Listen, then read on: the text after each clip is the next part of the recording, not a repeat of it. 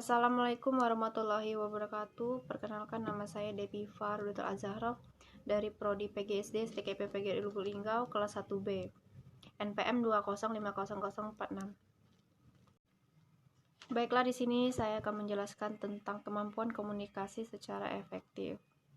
Pengertian kemampuan. Kemampuan adalah sebagai sesuatu kapasitas individu untuk mengerjakan berbagai tugas dalam suatu pekerjaan. Seluruh kemampuan seseorang individu pada hakikatnya tersusun dari berbagai faktor, yaitu ada dua, yaitu intelektual dan kemampuan fisik. Kemampuan intelektual adalah kemampuan yang diperlukan untuk menjalankan kegiatan mental, sedangkan kemampuan fisik untuk mengerjakan tugas-tugas menuntut stamina, kecekatan, kekuatan, dan keterampilan.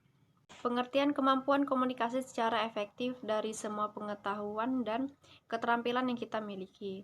Pengetahuan dan keterampilan yang menyangkut komunikasi termasuk di antara yang paling penting dan berguna. Melalui komunikasi intra, pribadi kita berbicara diri sendiri, mengenai diri sendiri, mengevaluasi diri sendiri tentang ini dan itu, mempertimbangkan keputusan-keputusan yang akan diambil, serta menyiapkan pesan-pesan yang akan kita sampaikan kepada orang lain.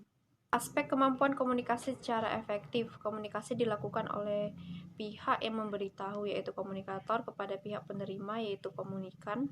Komunikasi efektif terjadi apabila suatu pesan yang diberitahukan komunikator dapat diterima dengan baik oleh komunikan, sehingga tidak terjadi salah persepsi. Kriteria kemampuan komunikasi secara efektif. Keefektifan komunikasi dapat dinilai apabila tujuan yang ingin dicapai jelas. Faktor-faktor kemampuan komunikasi secara efektif. Tindak komunikasi harus melibatkan setidaknya dua orang sebagai pengungkapan diri untuk memperoleh informasi terhadap orang lain.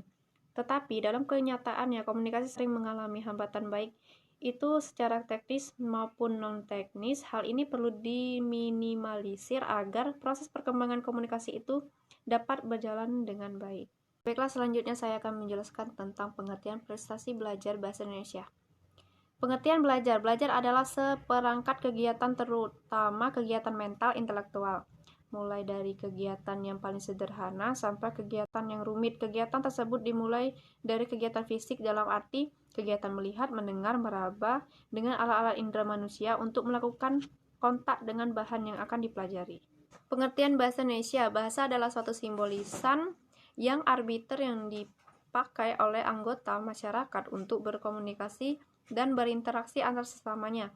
Berlandaskan pada budaya yang mereka miliki bersama, bahasa sering menunjuk pada adanya keberadaan masyarakat, identitas budaya, dan hubungannya dengan kebudayaan manusia. Pengertian prestasi belajar. Prestasi belajar adalah suatu proses usaha yang dilakukan seseorang untuk memperoleh suatu perubahan tingkah laku yang baru secara keseluruhan, sebagai hasil dalam pengalamannya sendiri, dalam interaksi, dan dalam lingkungannya.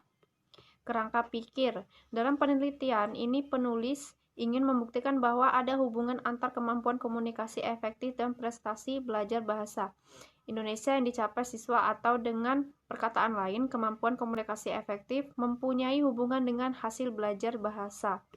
Hipotesis. Menurut Ronnie Contour 2005-223, hipotesis adalah dugaan sementara atau jawaban sementara atas permasalahan penelitian di mana memerlukan data untuk menguji kebenaran dugaan tersebut. Dugaan ini harus didasarkan atau sesuatu atau beberapa dasar pemikiran dari buku-buku teks.